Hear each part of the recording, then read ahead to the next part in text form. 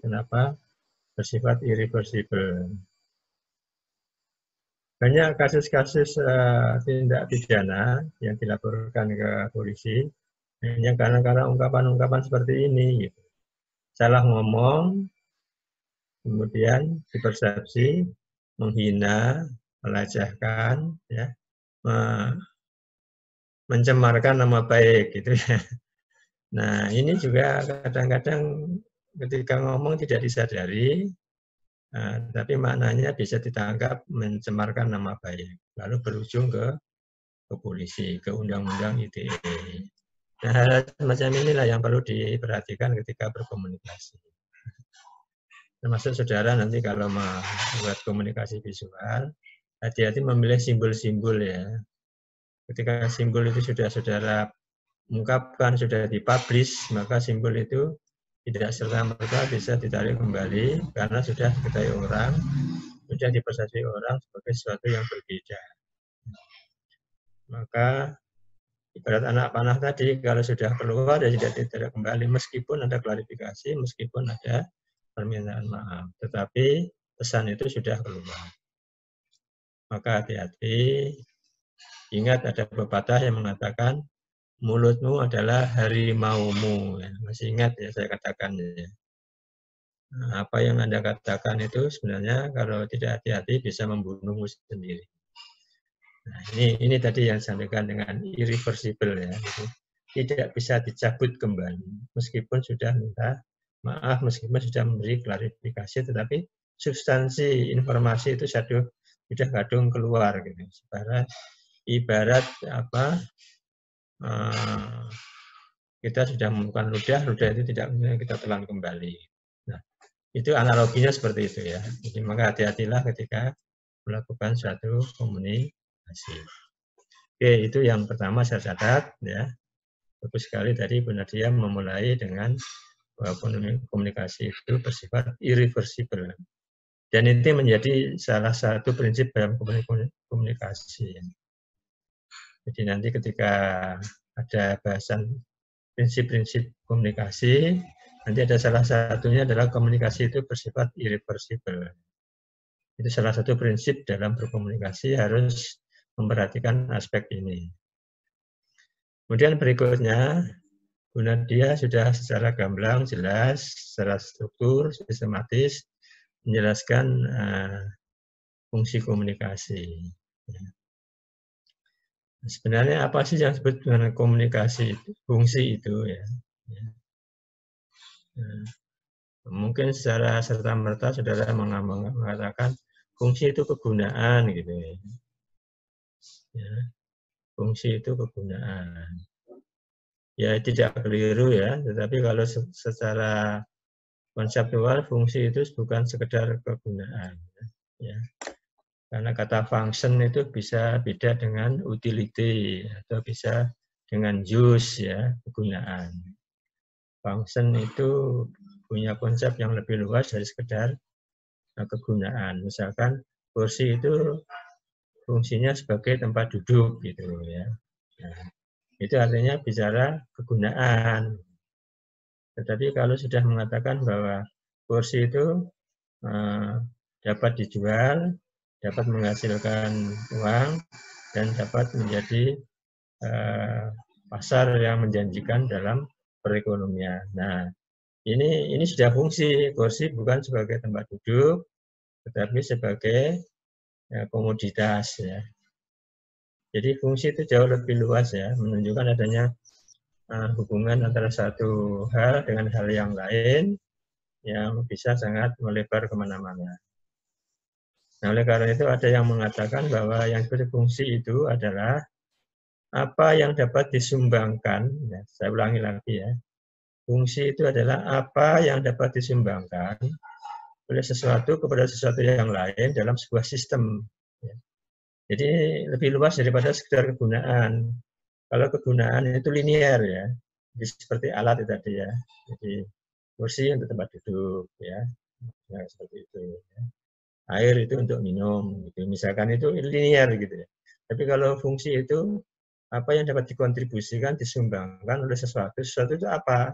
Pada sesuatu yang lain dalam sebuah sistem. Nah, dalam sistem itu mesti ada unsur-unsur yang satu sama lain saling berhubungan secara berkaitan, tidak bisa dilepaskan satu dengan yang lain.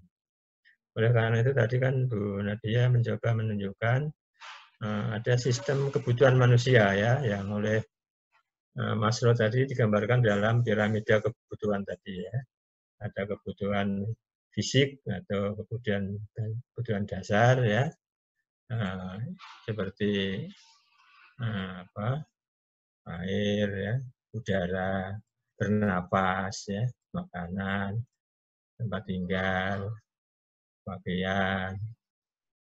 Kalau bahasa Jawanya itu ada istilah sandang, pangan, lan papan ya. Mungkin orang Jawa lebih simpel ya. Sandang, pangan, lan papan itu adalah physiological needs ya, kebutuhan fisik atau basic need ya. Basic. Ada kalanya physiological needs itu ya berhubungan dengan hal bersifat biologis ya. Tadi Bu Nadia juga sudah menjelaskan ya. Ada fungsi untuk berkembang biak ya. Nah, ini fungsi biologis ya, biologis. Kemudian ada kebutuhan rasa aman. Orang itu hidup pengen aman ya. Maka tadi dijelaskan saking khawatirnya terhadap keselamatannya, orang-orang yang kaya itu kalau membangun pagarnya itu lebih tinggi dari rumahnya, kayak penjara. Diberi ruji-ruji, diberi panah-panah kayak tombak, dan diberi aliran listrik juga kadang-kadang disetrum gitu. Ya.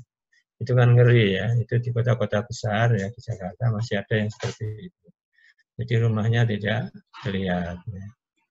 Dan sebenarnya ini secara sosial ini orang ini terlalu berlebihan ya, dan itu tidak diperbolehkan sebenarnya.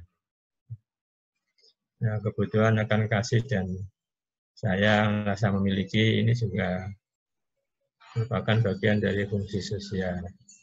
Esteem, penghargaan, harga diri, status, pengakuan, ya, kebebasan. Dan terakhir adalah self-actualization. Nah, fungsi komunikasi itu memang secara sosial, itu terutama adalah untuk aktualisasi diri, ya, menunjukkan dirinya kepada pihak yang lain. Ya. Jadi, orang supaya tahu who am I, siapa saya, gitu. Jadi untuk menunjukkan bahwa siapa saya itu, maka ia mau tidak mau harus melakukan satu tindakan komunikasi. Ya. Jadi untuk menunjukkan status dan perannya dia itu sebagai apa. Orang itu mesti punya status dan peran.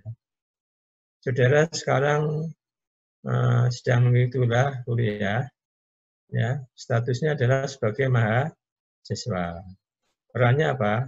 Ya belajar, ya mendengarkan, ya diskusi, ya menanyakan, ya mengerjakan soal, ya, itu perannya gitu. Jadi status itu adalah satu kondisi yang menunjukkan kedudukannya sebagai apa. Gitu. Nah, status ini bisa mengubah atau berubah di lain waktu, di lain tempat. Status Anda ketika kuliah sebagai mahasiswa. Tapi ketika saudara di rumah, statusnya sudah menjadi anak, gitu kan?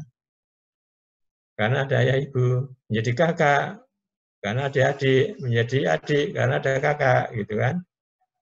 Jadi cucu, karena ada nenek kakak, gitu. Ada keponakan, karena ada om, ada bule, ada pakde, gitu kan? Ya, dan seterusnya dan seterusnya. Ya, jadi self-actualization ini memberikan satu posisi untuk menunjukkan siapa dia sebenarnya. Jadi status dan peran seseorang itu tergantung dari posisinya di mana, perannya apa. Kalau sebagai anak tentu harus menghormati orang tua.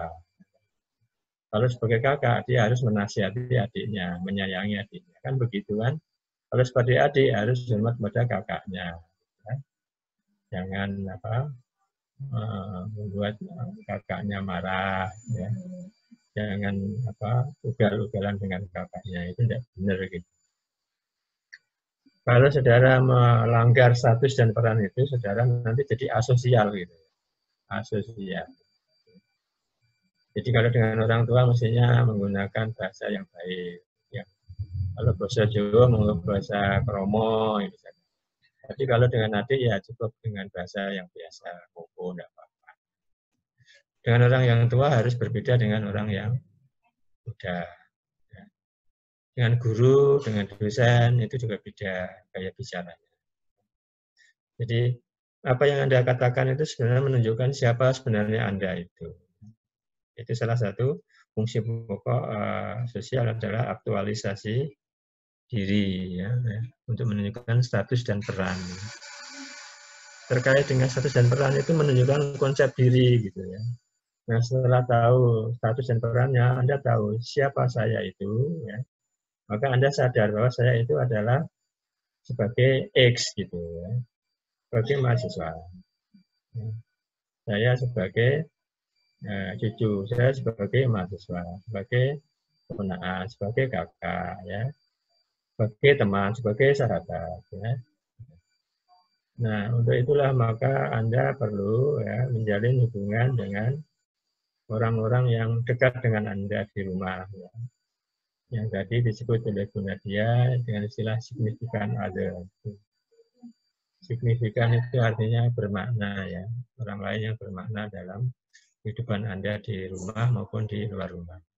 Terutama kalau di dalam rumah, mau tidak mau kita mesti harus berhubungan dengan signifikan other, karena kita di rumah tidak mungkin hidup sendiri, kecuali kalau memang saudara sudah tidak punya siapa-siapa. Dan itu pun tidak mungkin ya, mesti ada buli, ada om, ada pakde, ada simbah, dan sebagainya, signifikan others.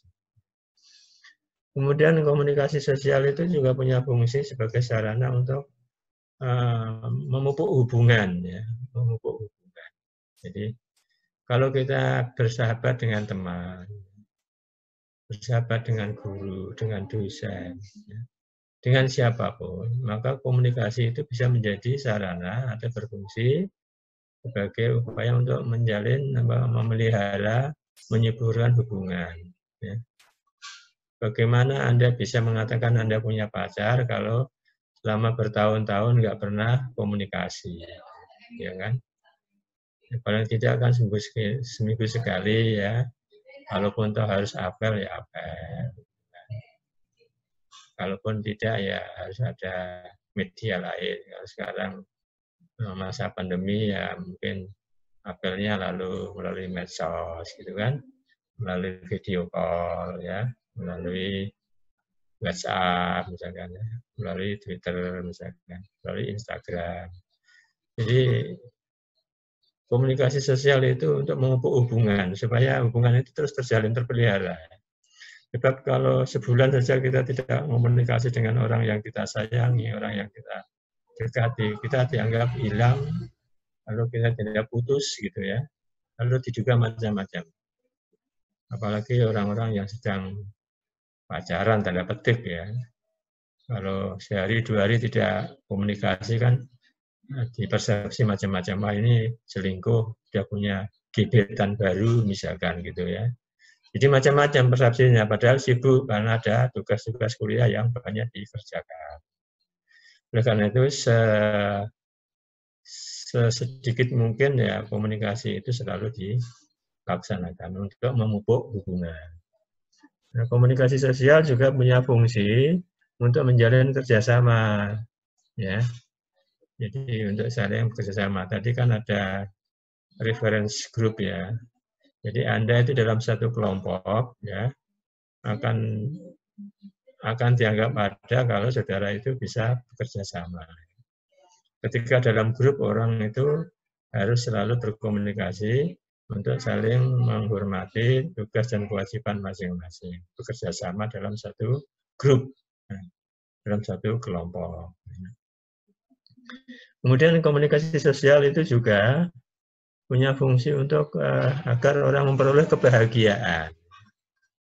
Jadi kebahagiaan itu kita bisa bagi ya dengan orang lain.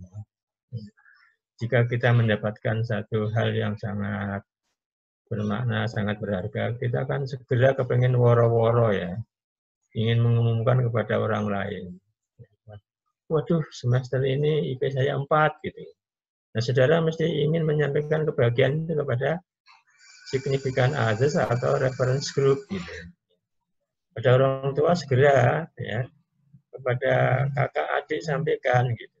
Apalagi kalau sudah lulus ujian TA atau skripsi ya, segera begitu habis ujian WA, alhamdulillah bersyukur Bapak Ibu saya telah lulus ya, itu kan kebahagiaan itu dibagi orang lain dengan pihak keluarga gitu, dengan sahabat ya.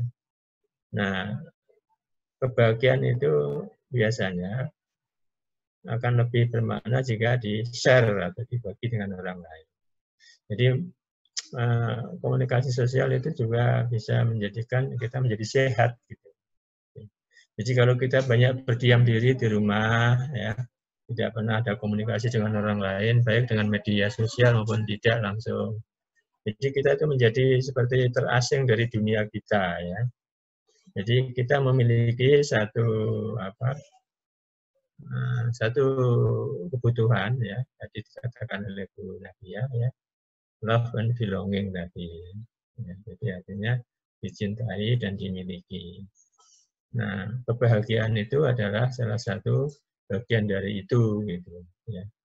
Jadi manusia tanpa orang lain tidak akan mungkin bahagia gitu.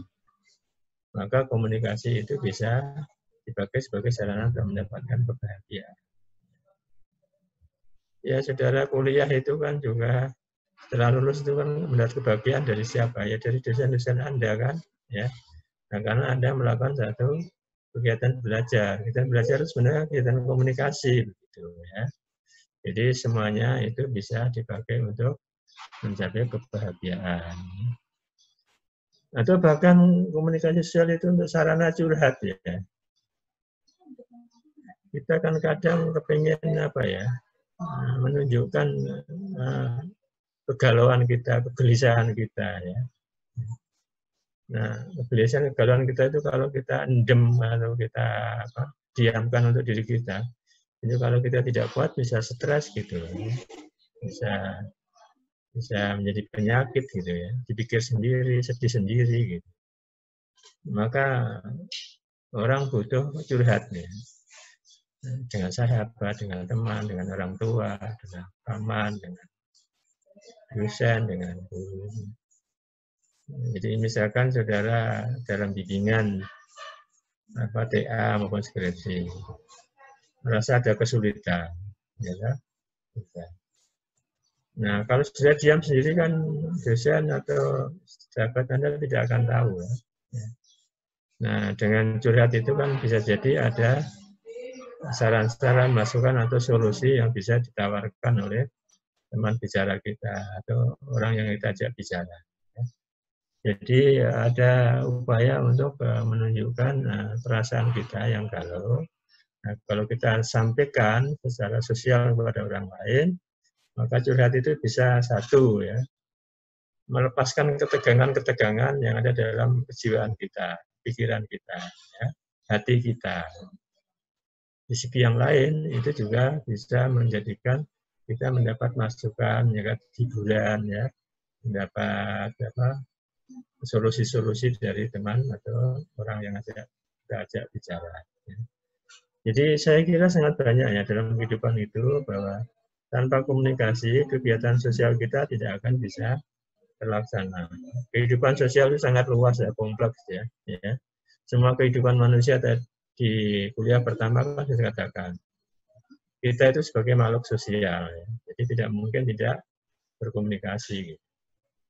Oleh karena itu, fungsi sosial ini menjadi salah satu bukti betapa manusia itu membutuhkan dirinya itu dikenali pada orang lain, diketahui oleh orang lain. Ya. Jadi self-actualization yang paling tinggi itu adalah sarana untuk menunjukkan bahwa saya itu ada. Saya itu ada. Baik itu yang fungsi sosial ya. Kemudian fungsi ekspresif ya. Ekspresif itu dari kata ekspresi ya, ekspresi. Ekspresi itu adalah ungkapan, ya, pernyataan, ya, pengejawantahan. Ya. Ketika mendapat akhiran if itu artinya bersifat sifat menjadi adjektiva ya, menjadi adjektif ya. Jadi fungsi ekspresi, fungsi yang bersifat ekspresi, gitu, menyatakan sesuatu. Nah, tadi sudah dijelaskan Bu Nadia, fungsi ekspresi itu untuk mengungkapkan perasaan atau emosi. Nah, mengungkapkan perasaan atau emosi itu tadi, salah satunya adalah dengan cara curhat tadi, saya katakan tadi, ini saling berkaitan ya. Fungsi ini walaupun bisa dibagi-bagi ya, menjadi fungsi sosial, menjadi fungsi ekspresif, fungsi ritual, fungsi instrumental. Tapi pada dasarnya ini satu sama lain saling berkaitan, ya, tidak bisa pisah. Karena ini sebuah sistem tadi saya katakan kan, fungsi adalah apa yang dapat disumbangkan, dikontribusikan oleh sesuatu yang lain dalam sebuah sistem. Nah, sistem itu terdiri atas unsur-unsur yang saling berhubungan, gitu. Nah, sehingga fungsi-fungsi ini pun ada kalanya nanti saling berrelasi, berhubungan satu dengan yang lain. Mengungkapkan perasaan, emosi itu bisa langsung atau tidak langsung. Ya. Kalau langsung tadi misalkan dengan curhat, aku kok gini ya, gini. Atau mungkin Anda sedang sedih lalu menangis, ya. Kalau marah lalu keluar kata-kata kasar, gitu ya. Itu yang langsung, gitu. Atau malah sampai emosinya langsung berkelahi misalkan ya. Nah, tapi sebenarnya yang dimaksud ekspresif bukan seperti itu ya. Artinya bersifat mengungkapkan perasaan ya, bukan fisik ya, bukan fisik. Fisik itu kan beda dengan perasaan kan, beda. Tapi kalau tidak terkendali, akibat berujung kepada tindakan fisik ya, dan itu tidak betul gitu. Fungsi ekspresif itu fungsi kejiwaan. Nah, dalam konteks yang sebenarnya, fungsi ekspresif itu adalah pengungkapan perasaan melalui media yang tidak langsung, gitu. Ya. Tadi sudah disinggung-singgung oleh Bu Nadia atau siapa tadi yang mengatakan, misalkan kalau kita menyukai postingan teman lalu kita memberi emoticon. Nah, emoticon itu adalah fungsi ekspresif, artinya Anda menyatakan perasaan melalui simbol ya, emoticon itu. Oleh karena itu fungsi ekspresif itu lebih banyak dikemukakan lewat seni, lewat bentuk-bentuk yang indah gitu ya, lukisan, ya, patung, arsitektur, ya, seni grafis, fotografi, ya, ilustrasi, ya, poster, ya, dan sebagainya. Itu sesungguhnya adalah fungsi ekspresif karena mengungkapkan perasaan gitu melalui bahasa-bahasa seni gitu. Kalau dalam dunia sastra itu melalui puisi-puisi, melalui novel-novel ya, melalui mantra-mantra gitu ya. Jadi itu fungsi ekspresif gitu. Ya. Menyampaikan dengan pengungkapan perasaan. Jadi bukan secara fisik ya, bukan emosi dalam pengertian marah itu bukan. Ya. Tapi hal-hal yang berbau dengan perasaan, yang berkaitan dengan perasaan. Jadi fungsi ekspresif adalah bagaimana komunikasi itu menjadi satu media untuk menyampaikan perasaan dengan bahasa-bahasa yang melalui tanda-tanda yang bermakna. Ya. Dan itu biasanya dikemas dalam bentuk-bentuk yang bersifat estetik. Gitu ya. Jadi dalam bahasa puisi itu sebenarnya kan banyak ya ungkapan perasaan dalam syair-syairnya. Gitu. Lagu-lagu itu juga sebenarnya adalah fungsi ekspresi. Gitu. Ini saudara melihat lagu-lagu yang dinyanyikan oleh para biduan atau penyanyi itu ya. Jadi sebenarnya kan menyampaikan satu perasaan yang dialami oleh penyanyinya atau penciptanya. Jadi melalui bahasa-bahasa yang tidak langsung yang menyentuh perasaan, ya. Baik itu sedih, marah, ya. Jadi misalkan marah langsung, ya, marah langsung kepada seseorang, ya. Kita kata-katain dengan kata-kata yang kasar, yang menghina, ya. Itu belum menjadi fungsi ekspresif yang sebenarnya. Tetapi kalau kata-kata marah, nangis, dan sebagainya itu itu dilakukan dalam bentuk sandiwara atau teater atau film di panggung, misalkan. Itu sudah menjadi fungsi ekspresif. Karena dia memainkan satu peran ya untuk bisa menunjukkan perasaan ekspresinya itu kepada penonton. Jadi lebih kepada ungkapan-ungkapan yang artistik dan estetik begitu ya.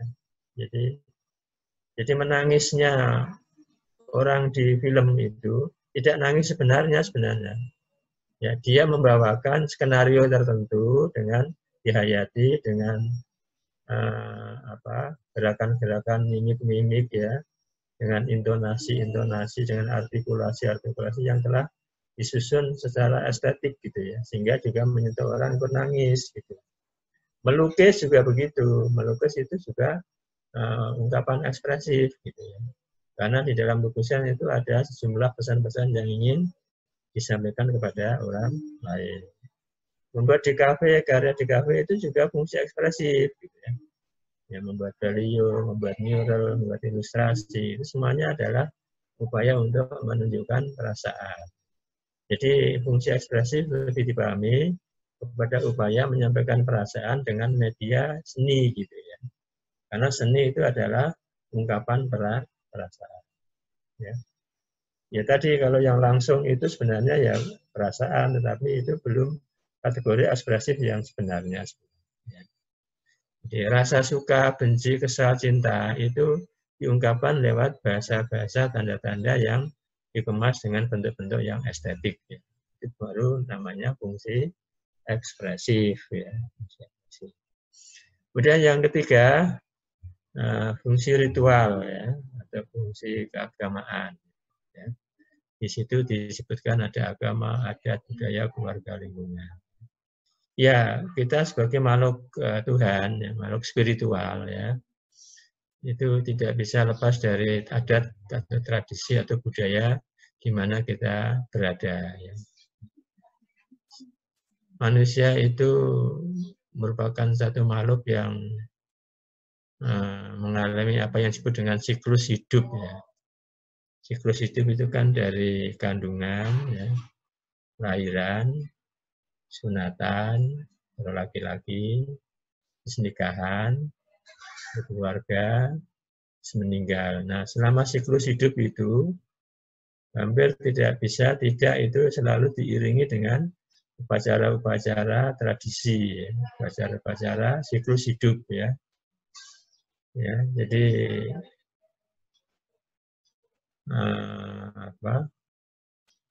misalkan seorang ibu yang pertama kali mengandung misalkan, ya, pertama kali, maka lalu mengadakan upacara, keluarganya mengadakan upacara yang disebut dengan 7 bulanan, nah gitu ya.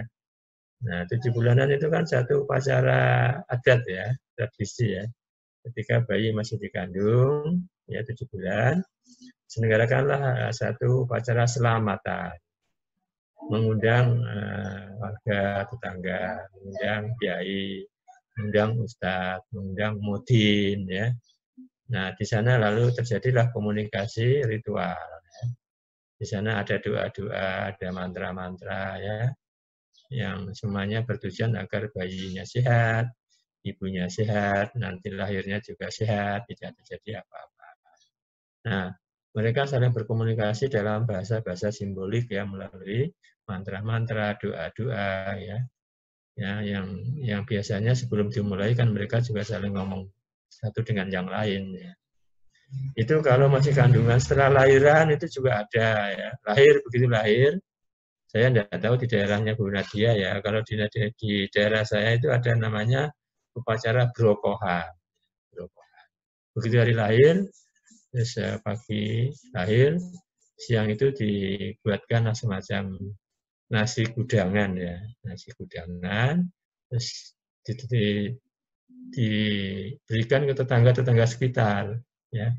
Nah, sebelum diedarkan ke tetangga, dibagikan, diberi doa-doa. Gitu. Nah, itu sebagai pengumuman bahwa hari ini telah lahir seorang anak, seorang bayi. Itu ketika lahir. Nah, belum lagi nanti misalkan ketika sudah mencapai umur sebulan atau selapanan ya, ada selapanan. Selapanan juga ada selamatannya kan, ya, setelah selamatan. Ada doa-doa, ada potong rambut, ya. Kalau di daerah saya malah diiringi oleh pembacaan kitab-kitab berjanjian, ya, albar janji itu. Kadang malah diiringi musik rebana gitu ya. Ini ritual ya, siklus hidup gitu ya. Dan nanti kalau yang anak laki-laki sunatan juga ada selamatan lagi. Ya. Setelah sunatan nanti dewasa nikah ada upacara lagi. Setelah tua mati juga ada upacara kematian. Bahkan di tradisi adat Jawa itu upacara kematian itu sangat banyak ya, mulai dari 3 hari pertama, 7 hari berikutnya, lalu 40 hari, 100 hari, tahun pertama yang disebut dengan mendak pisan, ya. Kemudian tahun kedua mendak pindu, dan ketiga nyewu, ya. Tahun ketiga itu nyewu. Memang 3 tahun identik dengan 1000 hari ya. Nah itu juga ada upacara-upacaranya gitu, ya. Dan setelah 1000 sudah tidak ada kewajiban lagi mengadakan itu, kecuali doa-doa biasa yang dilakukan pada bulan-bulan ruah itu yang disebut dengan selamatan ruahan.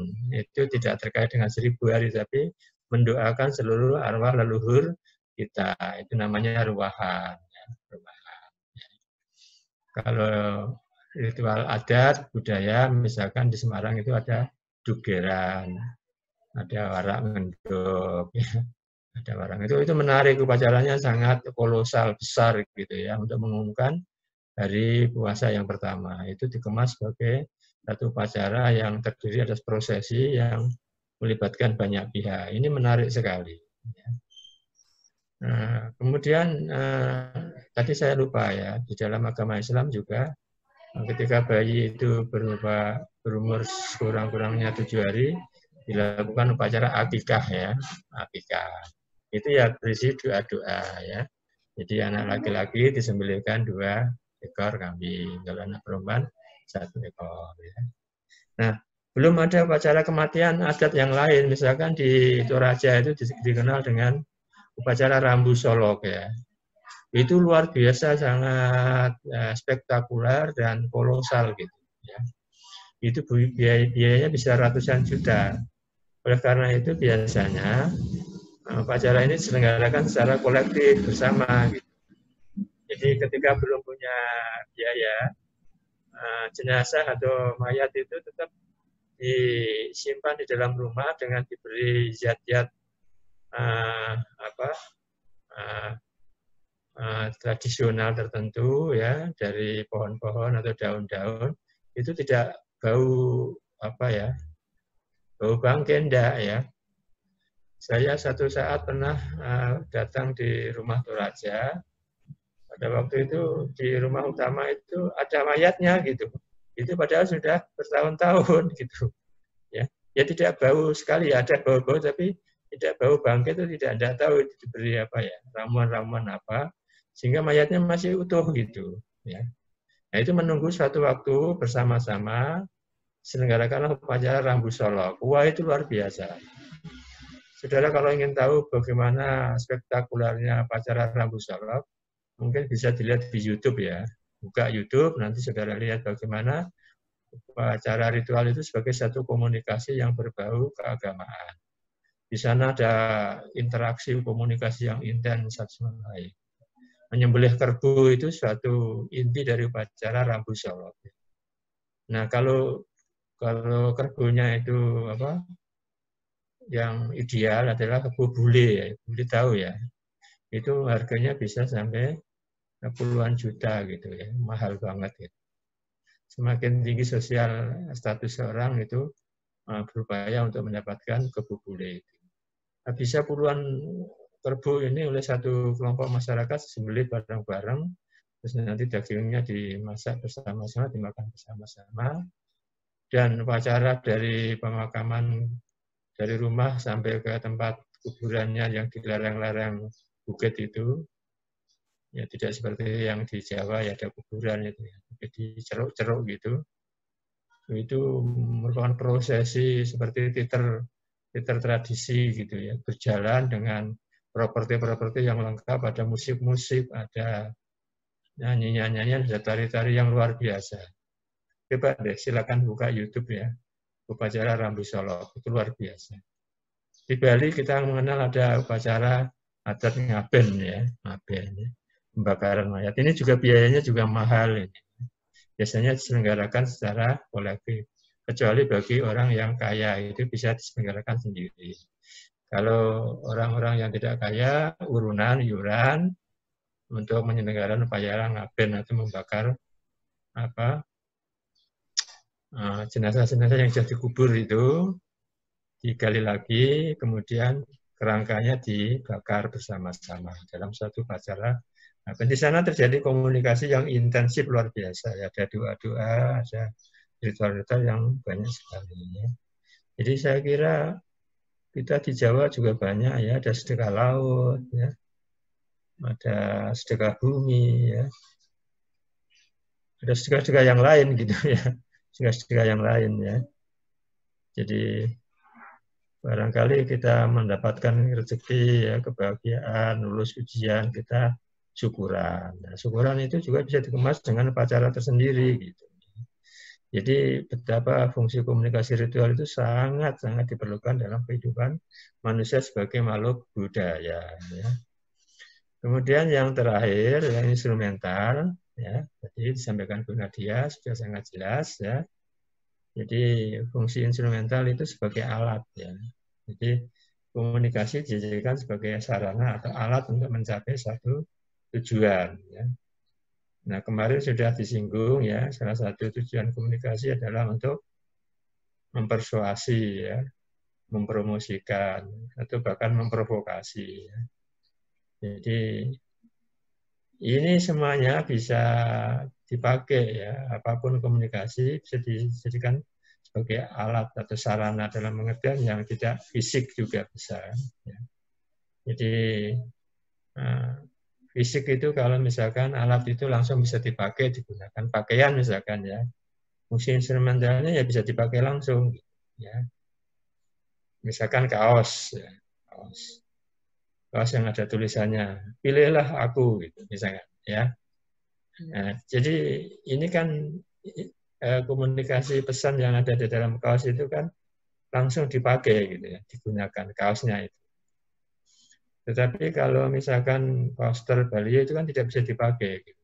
Tapi yang dimaksudkan adalah pesannya itu bisa diterima oleh orang lain untuk mempengaruhi, untuk memprovokasi, untuk mempersuasi agar orang tertarik dan memilih tokoh yang sedang kampanye itu.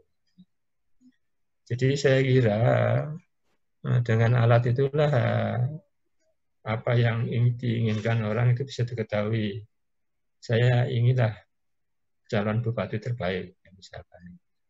Atau kalau saudara menyewa desain komunikasi visual, ya.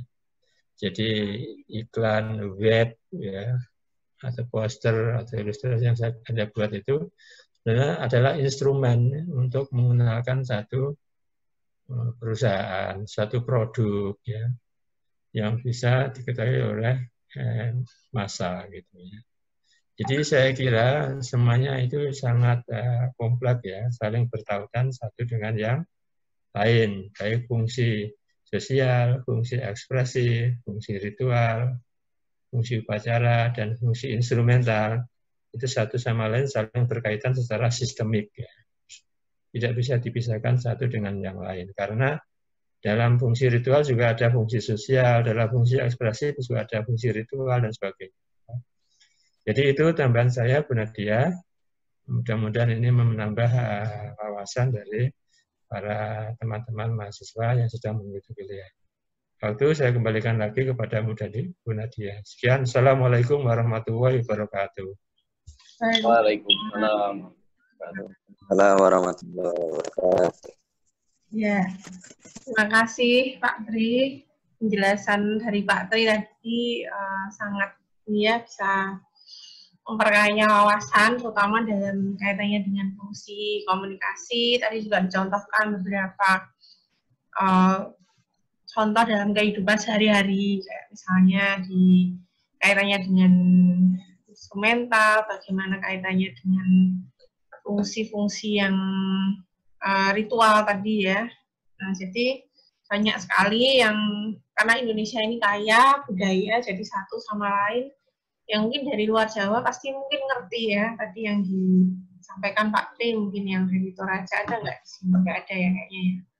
Nah, mungkin yang rombel satunya kayaknya ada yang dari Kalimantan. Nah, pastinya itu nanti akan ada ritual-ritual yang berbeda lagi. Nah, silahkan untuk memperkaya, Anda bisa sekali itu ya, melihat beberapa tayangan di YouTube, seperti yang disampaikan Pak Tri, itu bisa